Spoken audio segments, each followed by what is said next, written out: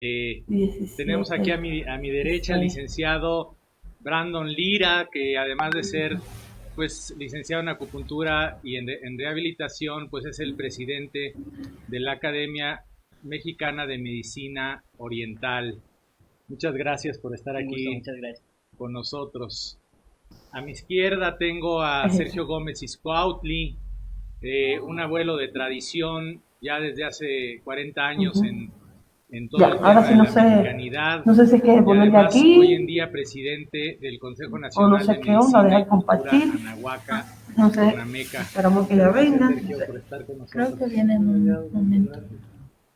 Y Un bueno, momentito, no le tenemos estamos en también tiempo. al licenciado Rutilio Hilario Pérez, que es sociólogo, científico social y que bueno, es muy importante el día de hoy para darnos este contexto de las ciencias sociales, del tema tan interesante que vamos a ¿Qué edad platicar, que es sobre tienes? los paradigmas de la salud y la enfermedad, ¿verdad? Esto es un tema que hemos pues ya trabajado desde hace tiempo. ¿En qué sentido? Pues les platico que desde los años 70 autores muy importantes en las ciencias sociales, en la filosofía de la ciencia, como Thomas Kuhn, por ejemplo, como Feyerabend, pusieron de moda esto que hoy en día platicamos tan fácil, que es la palabra paradigma, ¿verdad? Este, eh, y esta palabra se utilizó en las disciplinas científicas, ¿verdad? Para decir que había diferentes ángulos, diferentes formas de ver un mismo fenómeno, ¿sí? Eh, y bueno, nuestro tema es la salud y para nosotros es muy importante tocar este aspecto y por eso, licenciado eh, Rutilio Hilario Pérez, sociólogo, ¿qué nos puede decir acerca del tema de los paradigmas desde las ciencias sociales, desde la filosofía, y si pueden ser aplicados para los temas de salud y la enfermedad? Es decir, si esta forma de ver las cosas también sucede en las disciplinas que se dedican a la salud. Bien, buenas tardes a todas, a todos.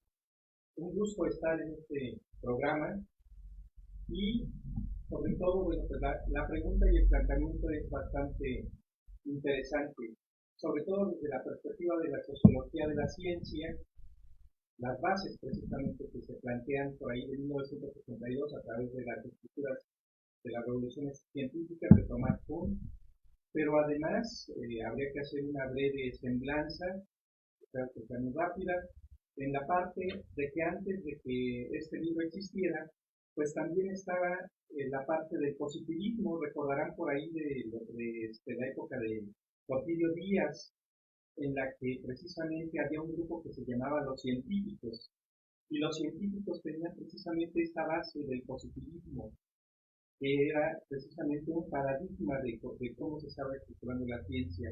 De hecho, la sociología es la física social dentro del modelo que tenemos de la física, de la química y de la biología, de las materias que se decían en algún momento. Y entonces ese pensamiento educativo es el que, bueno, aún lo tenemos, pero ahora le llamamos asignatura. En los últimos momentos, bueno, pues ahora hablamos de una estructura de conocimiento interdisciplinario. Entonces, ¿qué es lo que Kuhn nos plantea en 1962? Pues en 1962 nos dice que un paradigma es una forma simbólica de interpretar parte de la realidad y parte de la ciencia. Y efectivamente, en la parte de la salud de enfermedad, pues tenemos lo que ahora se llama como epidemiología, dentro de lo que es la salud pública, que también se considera parte medular de lo que estamos viviendo, curiosamente, en esos momentos, en lo que es la pandemia, ¿no? Por ahí, no quiero hacer publicidad a quien ya la tiene de por sí, pero que también estuvo en esta escuela, en la Escuela de Salud Pública de México, en algún momento estudiando, que fue quien ahora cada mañana hace cada tarde hace su anuncio, ¿no? De cómo va avanzando la parte del COVID-19. Entonces, bueno, pues aquí básicamente el asunto es que cada uno de las disciplinas en este caso precisamente la epidemiología, pues también tiene un enfoque de paradigmas. Y estos paradigmas, bueno, pues han cambiado a lo largo de la historia. Algún autor planteaba precisamente que antes de la revolución científica, pues era un asunto de enfermedad y que había que tratarlo a través de precisamente los remedios, término que se usaba antes, y que después con la tecnología, con la parte de la revolución científica, bueno, pues tenemos el enfoque de que habría que analizar al paciente y la enfermedad. Y últimamente estamos en el enfoque de manejar lo que sería precisamente la parte holística. Pero bueno, pues eso también tiene que ver con un esquema que nos deja en un proceso y que como van cambiando la parte de las aplicaciones tecnológicas, lo que sería la parte de la tecnología, ahora por ejemplo con la parte del COVID, pues tenemos varias herramientas, varios medicamentos y entonces cómo estas aplicaciones nos van dando resultados. Casualmente el generar una vacuna en periodos anteriores nos tardábamos 10 años, la misma tecnología no nos permitía avanzar. Ahora, bueno, pues ya tenemos una vacuna, por lo menos en la fase de prueba, en un año, ¿no? Entonces, esas son parte de los procesos y avances de lo que son los paradigmas. Para la parte de la epidemiología, bueno, pues también es el pensar en que vamos avanzando, pero esta rueda, porque así también lo plantea Kuhn, que es una gran rueda, la ciencia, el paradigma, que se va modificando y se va aclarando. Pero dentro de esta ciencia hay varios engranes y estos engranes van precisamente moldeando y van girando de una manera más dinámica y más rápida. De tal manera que hasta que no se aclare y se pueda tener una respuesta a ese modelo, se va haciendo que el engrane mayor vaya moviéndose. De tal manera que, bueno, pues de manera gráfica podríamos decir, serían engranes los que tenemos y que nosotros al final de cuentas estamos en un microengrane, así como en las manecillas de los antiguos relojes, que trabajan de manera perfecta para tratar de aclarar lo que sería un esquema o un paradigma de la parte epidemiológica, de la parte de la salud pública o de cada una de las ciencias. Pues muy interesante, y tocó el tema del positivismo. A mí me encanta hablar del positivismo porque era una visión que decía, algunos autores de las ciencias sociales le llaman, que era monolítica, en el sentido de que solo existía una forma de ver la ciencia y una forma de hacer la ciencia, según la postura de los cientificistas. Correcto. ¿Verdad? Sí. Y no aceptaban que pudiera haber otra realidad o otra forma de hacer una disciplina científica más que la que ellos aceptaban, ¿no? Correcto. Y a mí me gusta mucho platicar ahí siempre de un cuento que es un cuento hindú del siglo IV, que habla de 3 monjes que eran ciegos y que los pusieron con un elefante, y a uno lo pusieron en la cola, a uno lo pusieron en la pata y a uno en la trompa. Luego se los llevaron y les preguntaron qué era un elefante. Uno dijo que era como una serpiente, otro dijo que era como un árbol, otro dijo que era como una cuerda, una liana. ¿Quién tenía la verdad? Los 3, porque la realidad es inaccesible en toda su magnitud. Así es. Y porque la realidad se ve de acuerdo al ángulo de visión en que la observamos. Así es. ¿No? Entonces, Thomas Kuhn platicaba precisamente de que los paradigmas cuando chocan, hay 2 posibilidades. O el paradigma aceptado se ensancha para aceptar el nuevo paradigma, o se destruye por completo. Correcto, sí. Y inicia un nuevo paradigma, ¿no? Bajo este contexto, me gustaría preguntarle al licenciado Brandon Lira, especialista en medicina tradicional china, ¿cuál es la concepción de la medicina tradicional china, a diferencia de la medicina moderna, del fenómeno salud y enfermedad? Bueno, tiene que ver muchas cuestiones. Aquí la medicina tradicional china desde hace 5000 años, lo que va a englobar en un ser es el todo del paciente, desde la mente hasta el mismo cuerpo. Entonces aquí la medicina tradicional china lo que ve es desde factores patógenos que nos rodean, factores patógenos externos, como todo el clima que nosotros estamos en un ambiente. Porque, como bien lo dice varios científicos, Darwin, nuestro cuerpo se va a adaptar al medio ambiente. Entonces, como tal, hace 5000 años, los chinos ya tenían este concepto de que el todo puede afectar el organismo, desde la parte interna hasta la parte externa, desde una pequeña célula que es un pequeño microorganismo nuestro, un pequeño sistema, microsistema, hasta un macrocosmo. Entonces nosotros somos pequeños, somos un organismo creado de pequeños sistemas como una célula y pertenecemos a un macrocosmo, al universo. Entonces la medicina tradicional china englobaba todo eso. ¿Qué es lo que pasa aquí con la medicina moderna? La medicina moderna, la palabra atos, bueno, la cuestión de empezar a ver el cuerpo por ciertas especialidades. Entonces, a veces dejábamos al lado lo que el paciente venía por alguna cuestión gástrica y dejamos al lado la cuestión mental, la cuestión psíquica. Actualmente, en el siglo XXI, se está viendo un nuevo sistema que es el sistema psiconeuroendocrinología. ¿Qué es esto? Que desde la parte psíquica muy importante va a desarrollar una cuestión hormonal, una cuestión nerviosa y bueno, toda esta cuestión hormonal de adrenalina, noradrenalina, dopamina se va a expresar directamente en el cuerpo. Entonces, toda esta cuestión hace que la medicina empiece a enfocarse otra vez en la cuestión del todo de un paciente, desde la cuestión mental, desde cómo se siente el paciente, cómo lo interpreta. Recordemos que actualmente en el siglo XXI ya todo se ve a la cuestión nerviosa, a lo que es una dermatitis nerviosa, una gastritis nerviosa, que anteriormente se desconocía la causa y actualmente vemos que es desde la cuestión mental, desde la cuestión psíquica. La medicina tradicional china en sus 5 esferas principales, que es madera, fuego, tierra, metal y agua, ya lo concebían con una cuestión emocional y una cuestión psíquica. Actualmente estamos volviendo a lo mismo. La palabra secus nova, ¿no? Nada nuevo, solamente de una forma diferente.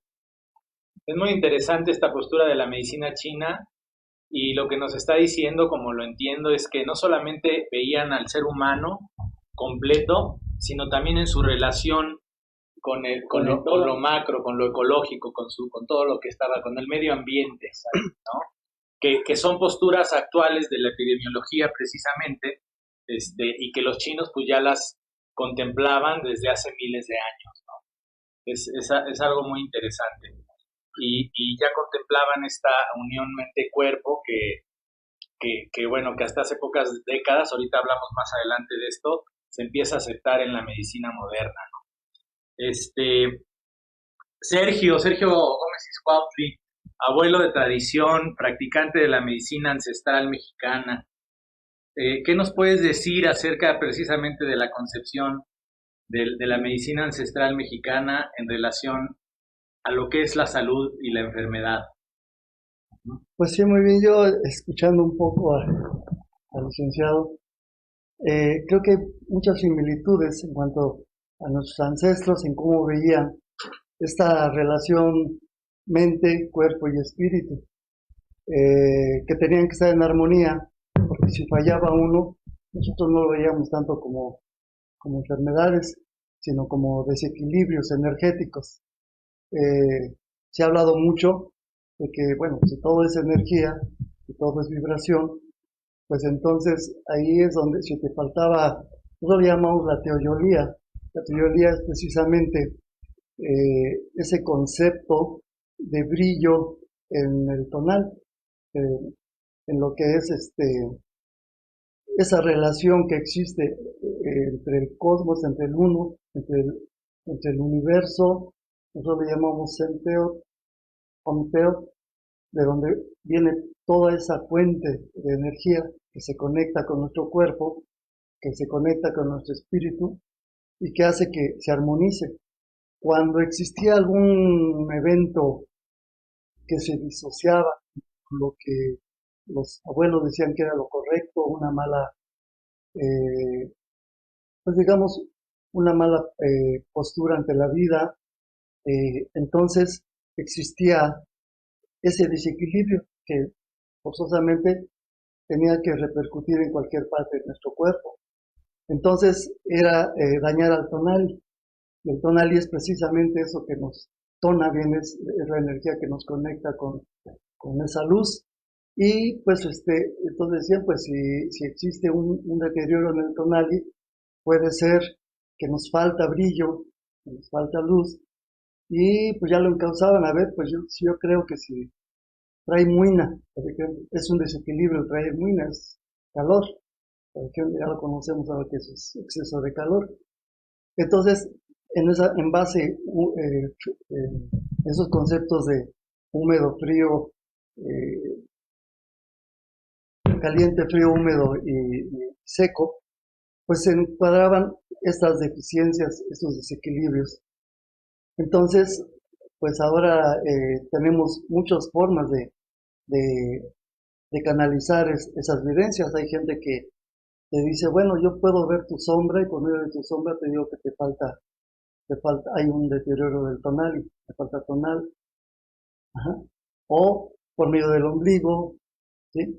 O por medio de los cuerpos sutiles, porque hay los videntes veían precisamente esos diferentes tipos de cuerpos y ahí es donde veían esa falta, esa fuga energética causada por cualquier tipo de desequilibrio que había. Entonces, esta es la relación en la cual nos conectamos con el uno, porque si tenía la certeza o el conocimiento de que el todo está en todo. Es una cuestión, pues, como decíamos, holográfica, pero también fractal, de una forma fractal. Entonces, si el todo está en el todo contiene el todo. Y ahí vienen los conceptos de que por qué las cosas tienen vida, pues, llamamos Wani, por qué las cosas tienen vida y por qué tienen menos vida, etcétera, ¿no? Lo otro se llama lo que nos conecta con el entorno y el todo, que le llamamos Intloquenahuaque. Intloquenahuaque es lo que nos permea y nos conecta. Y por último, esa conciencia que también nos conecta con la conciencia universal, que sería el Moyocoyani.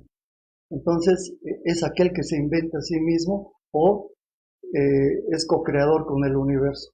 Entonces, en base a esa desconexión con esa reciprocidad con el universo, es como vienen los desequilibrios y por lo tanto la llamada enfermedad.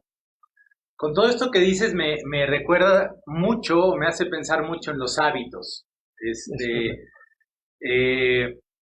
Y me recuerda, por ejemplo, desde otra de las grandes medicinas tradicionales del mundo, la medicina Ayurveda, la importancia que le da esa medicina, que es probablemente la más antigua, una de las más antiguas del mundo, la importancia que le da a los hábitos, ¿no?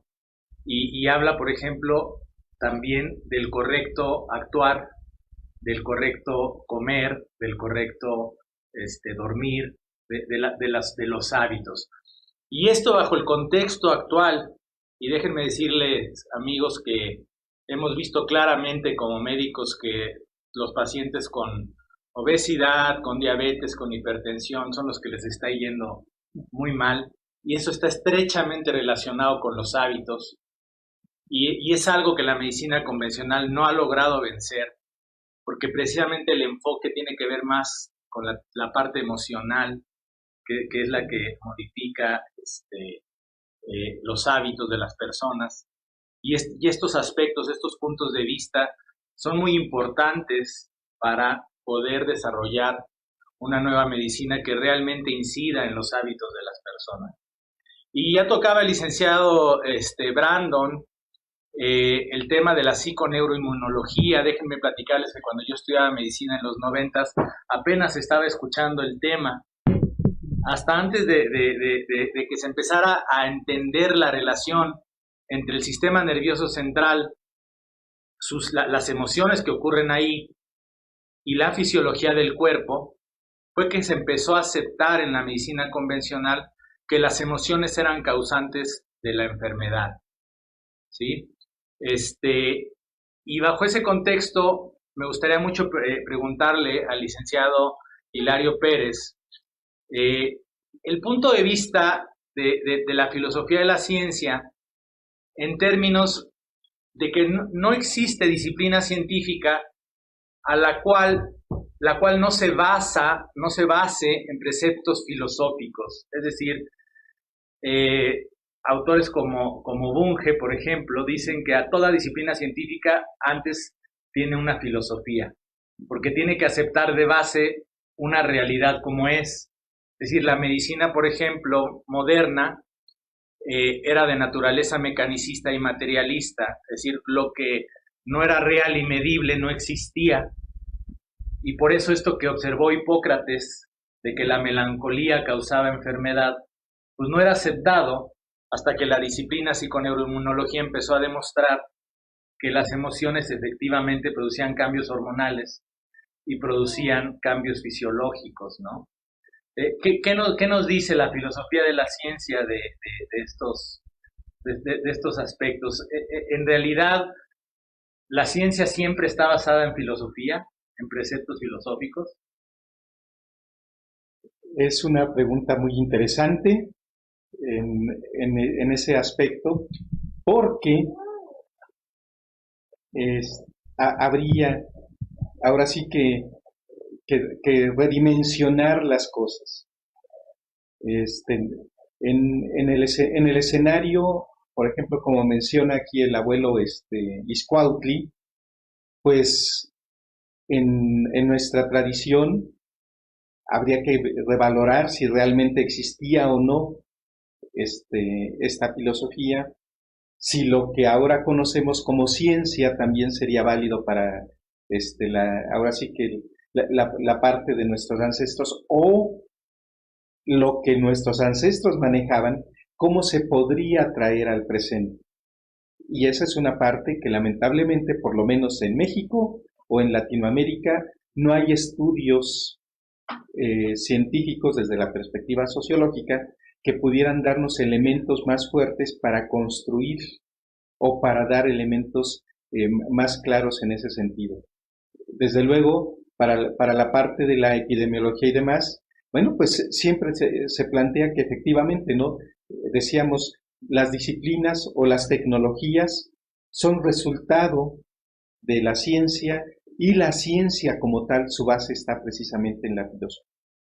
Entonces, habrá que recordar que esto es precisamente un engrane. Si lo vemos a nivel macro, hablamos ahora precisamente de galaxias. Eso sería, ¿no? El contexto, escuchaba muy atentamente a lo que mencionaba de Tloquenahuaque, y demás, y me estaba yendo precisamente a la parte del universo, la magnitud. Al final de cuentas, el conocimiento científico nos plantea que el universo es un paradigma también. Entonces, es una forma de filosofar el hecho de pensar sobre alguna estructura o sobre la célula o la molécula que planteaba también el licenciado Brandon, pues es parte de filosofar, el parte del ser, el del reencontrarse a sí mismo también. Tiene una base filosófica. El asunto es que el conocimiento científico nos plantea un esquema que debemos de cumplir con una estructura, precisamente los axiomas, para que pudiera ser, en el caso de las matemáticas o de la lógica, hay postulados que no se pueden mover, y entonces si no se cumple con toda esa estructura, no habría forma de considerar filosofía. Ahora sí que también sería un planteamiento para la parte de la que representa el abuelo, qué podemos considerar como ciencia o qué no, o qué es la filosofía y qué no. Bajo este contexto de paradigmas y de diferentes puntos de vista de lo que es la salud y la enfermedad, lo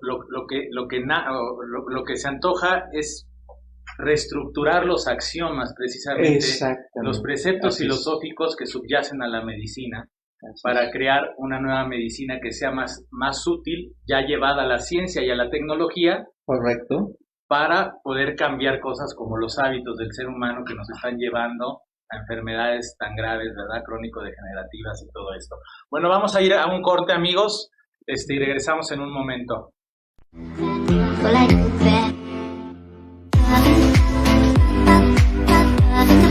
Hola, pues con una gran noticia.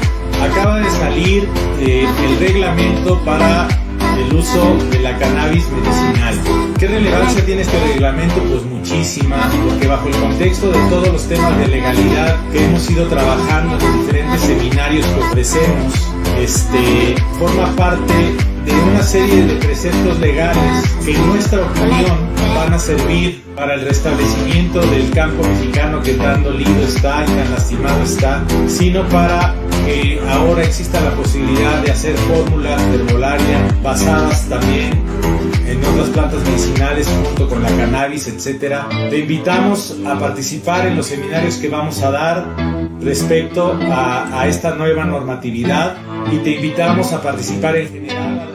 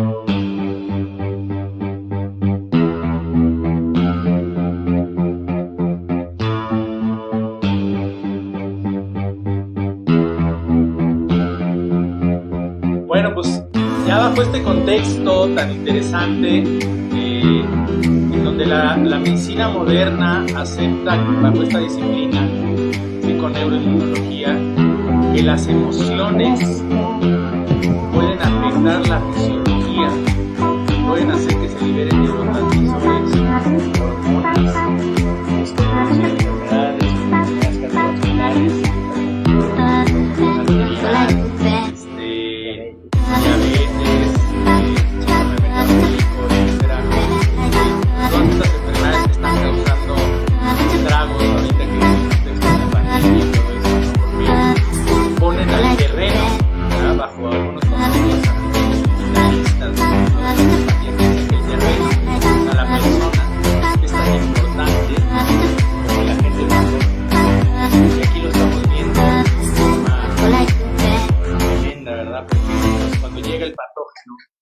a un terreno que está deteriorado por todos estos hábitos, estas emociones y todo esto, pues lo pone en una situación mucho más compleja.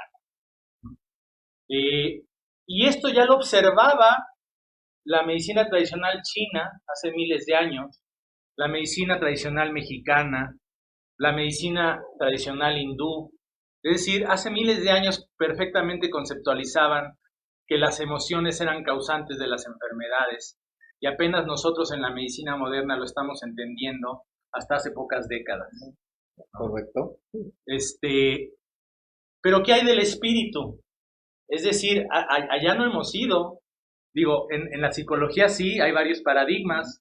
En la psicología está el paradigma psicoanalítico, el paradigma conductuista, está el paradigma de la psicología humanista y ahora el de la psicología transpersonal, que ya habla, por ejemplo, del espíritu, ¿no?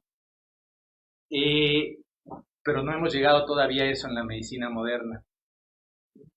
Desde el punto de vista de la medicina tradicional china, existe en relación a la salud y a la enfermedad la parte física, la parte mental, pero también el espíritu. Sí, dentro de la medicina tradicional china volvemos a regresar a estos 5 elementos principales de ella, donde no solamente se encontraban las cuestiones emocionales, sino también lo que serían las cuestiones espirituales o algunos libros lo relacionan como las psiques. Una de las psiques más importantes va a ser el Shen que se encuentra en lo que es la esfera funcional de fuego, en lo que sería el órgano corazón. Y este Shen es aquello que, por ejemplo, no, está aquí en el presente, es aquí el hoy, pero hay otras esferas funcionales en las cuales nos van a dar cierta personalidad. Está el Hun, que es parte de la esfera funcional de madera, está el Ji, que es parte funcional de la esfera de tierra, está el Po, que es parte funcional del metal, está el Si, que es parte funcional de lo que sería el elemento agua. Estas 5 psiques son fundamentales para que el organismo, como aquí lo veamos en la medicina tradicional mexicana, cuando hay un desequilibrio, cuando estas 5 esferas se generan y se controlan a sí mismo para tener una homeostasis, un equilibrio perfecto, cuando llega a tener alguna alteración, es posible que el Shen ya no pueda coordinar. El Shen es la actividad psíquica, la actividad espiritual más importante de las 5 que tenemos. Alguien tenía que ser el director, entonces este director, que es el Shen, es el que nos proporciona estar completamente balanceados. Cuando una de estas desarmonías, cuando hay deficiencias, excesos o algún entorno externo llega a penetrar dentro del cuerpo, bueno, pues se genera enfermedad. Entonces las esferas como tal empiezan a tener desequilibrios y pueden provocar la enfermedad. Las alteraciones espirituales son muy importantes. Ya lo decía anteriormente, hace 5.000 años, el doctor Tusi Miao en uno de sus libros, de lo que referían estos puntos como puntos wiki, puntos que algunos los llaman como 13 fantasmas, puntos espirituales, por esta terminación de espectros, ¿no? Que decía que invadía un espectro al paciente o había una alteración de las 5 psiques en este paciente. Entonces es muy importante para la medicina tradicional china, lo completa el global, completamente todo. Es muy interesante el concepto del Shen, que domina como la parte lógica, ¿no? Que es el espíritu del corazón, ¿no? Y que tiene que ver con toda esta parte lógica, la parte diurna del ser humano, ¿no? Diríamos, no sé, desde el psicoanálisis, el consciente, ¿no? Y también es muy interesante el espíritu Hun.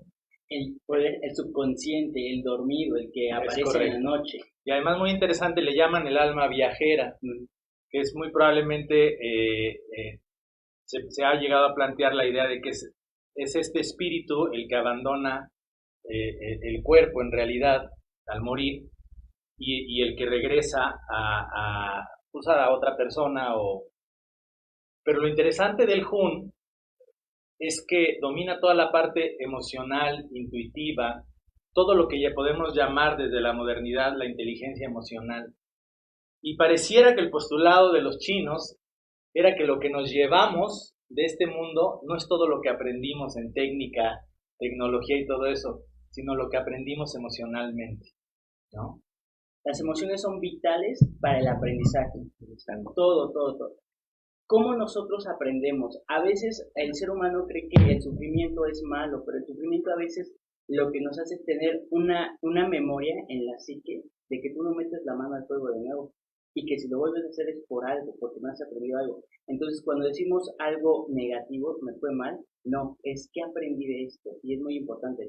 Estas emociones es la que nos permite recordar los olores, las texturas, etcétera, demás. Y desde el punto de vista del yin y el yang, el Hun domina más en la noche, ¿no? Y en los sueños. En los sueños. Por eso también es bien interesante, y no sé qué nos va a decir Sergio acerca de la vida nocturna también y todo esto, de acuerdo a la medicina ancestral mexicana, pero desde la China, pues el Hun ahí es donde está trabajando, en la noche, ¿no? Y la medicina moderna dice claramente que el dormir es fundamental para la salud, porque no solamente regula la fisiología, sino la mente también, y todo lo que vivenciamos durante el día, ¿no? Y partiendo desde este punto de vista del espíritu, de la mente y del cuerpo, ¿qué dice la medicina ancestral mexicana? ¿Qué hay de eso del teyolía y del tonal y todo este tema de la parte como espiritual que también afecta lo físico del cuerpo? Definitivamente. Y más allá también, bueno, retomemos esta parte de que todo proviene del todo, que es el uno. Aquí no había religiones. desafortunadamente ha sido una mala información por parte de los europeos, donde decían que éramos politeístas y que teníamos muchos dioses. Todo es mentira. Aquí teníamos una sola entidad que no era ni siquiera Dios, es el todo, el uno. La semilla que guarda el estado de muerte y vida, vibrando. Entonces, bajo este concepto, cuando Ometeotl genera por medio de esa luz del centro, ese sol central, emite unas emanaciones que donde va la conciencia, según nuestros ancestros, que le llamaban los tonaleques. Y todos los tonaleques son esos rayos de luz que llevan conciencia y que son los generadores, según esta tradición, universos, de todos los universos, planetas, mundos, submundos, en fin, y del mismo ser humano. Nosotros juntamos la filosofía, las matemáticas, curiosamente, ¿qué tiene que ver? La salud, todo esto se explica por donde lo quieras explicar. Es como la dicotomía de la energía y la materia, ¿no? Si tú quieres ver la materia, pues sí, entonces vas a ver la parte material con sus componentes, pero si eso mismo lo puedes ver energéticamente, efectivamente sale todas las propiedades energéticas y vemos que todo es energía. Entonces, en base a eso, son energías, la energía primaria es energía que va siendo acomodada. En cuanto al espíritu, lo que nos hace es que tengamos esa conexión con lo que es lo que es el tonal, con esta parte del nahual. Tonal y nahual son las dos formas que componen el aquí y el ahora. Ashkanikan, el aquí y el ahora. Entonces ellos pensaban, ¿qué es lo que nos aleja de todas las enfermedades? El ser feliz. Eso es lo único que nos puede, de lo que el hombre debe buscar es ser feliz. ¿Y cómo va a ser feliz? Pues vive por aquí y ahora, porque no hay otro. Si vives en el pasado, te estás desfasando de ese del tonal nahual que debe estar en equilibrio. Para los antiguos teníamos una parte que se abre, que también lo tienen, me parece, los hindúes y los chinos. En lugar de 7 mal llamados chakras, aquí le llamaba cuellos, que son estos discos. Entonces, cuando viene la energía primaria, tú estás en tu perfecto aquí y ahora, respirando y exhalando, sabiendo que yo soy y aquí estoy, en ese momento estás en armonía, en equilibrio, estás avispado de lo que estás viviendo, por lo tanto no hay sufrimiento. ¿De qué puedes sufrir? De estar aquí y ahora, tú lo estás disfrutando. El futuro, pues, todavía es, así como dicen, es un cheque al portador. Y el pasado, pues ya no hay manera de modificarlo. Entonces, de ser feliz es lo que te garantiza salud. Y en base a eso, ¿qué vas a hacer con tu aquí y ahora? Pues lo que decíamos, ya no va a haber hábitos. Voy a buscar lo que es mejor. Decían los abuelos, lo que es mejor para la vida. Entonces, en base a esa pequeña frase, lo que es mejor para la vida, pues buscaremos lo que hace rato mencionaba el doctor. Dormir bien, pensar bien, comer bien, actuar bien, ¿sí? Y en base a eso tenemos salud, no hay más. La salud por sí misma se aleja. Y en cuanto a la vida nocturna, me encanta esta parte del kun nocturno, porque aquí tenemos el concepto de el ensueño. Tenemos el concepto de que hay vida después o sea, no nos morimos a las 8 de la noche o a las 9 o a las 10 y resucitamos a las 6, 7 de la mañana, a las 8, a las 9. No es así. Hay una vida nocturna, pero que se desfasa en ese doble energético. Nosotros pensamos que hay un doble energético que se alimenta de nuestra energía pura cuando realmente tenemos energía acumulada. Cuando no, los sueños te suceden.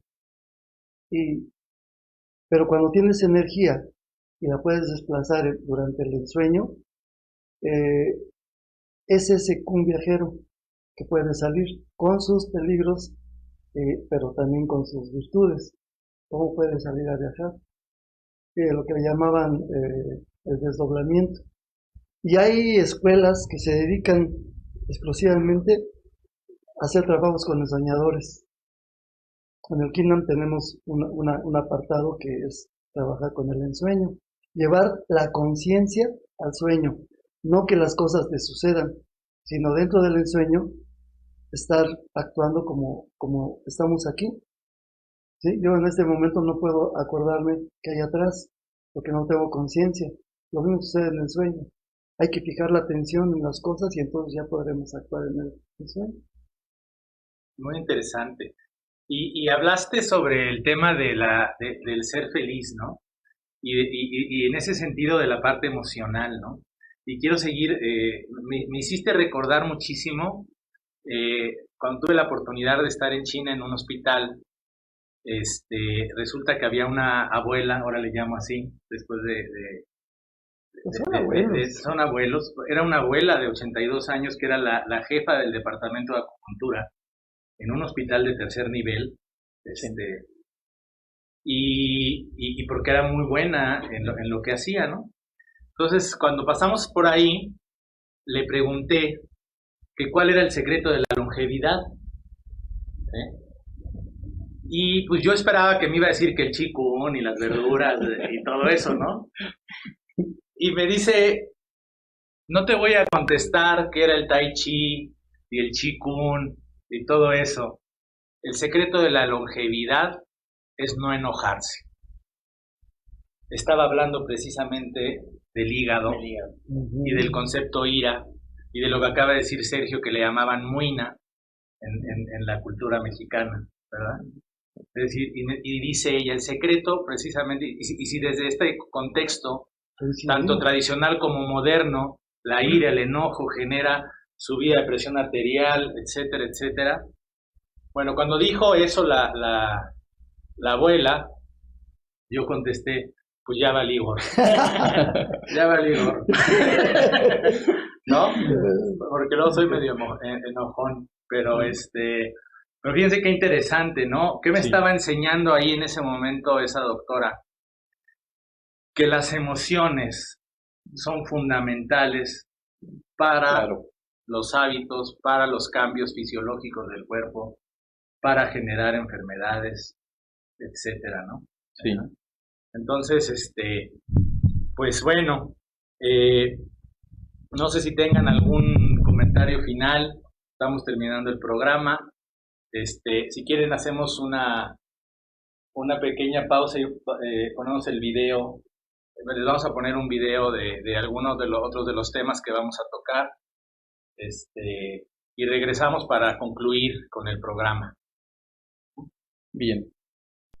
Los productos que utilizamos en la medicina, legalidad para que tengas todo lo necesario para que tu establecimiento cumpla con toda la normatividad. Acude a nuestros seminarios, a nuestro programa. Te vamos a dar las direcciones necesarias para que tú puedas acceder a todo esto que te estoy comentando. Eres bienvenido.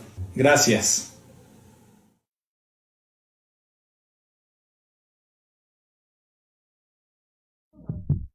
Bueno, pues estamos en el final de nuestro programa y me gustaría, después de todo lo platicado, muy brevemente, minuto y medio, licenciado Brandon Lira, ¿con qué se queda de todo esto que platicamos? Pues me quedo con un muy buen sabor de boca, el poder compartir, congeniar la cuestión intelectual con otras ramas y ver que la base es muy similar, es muy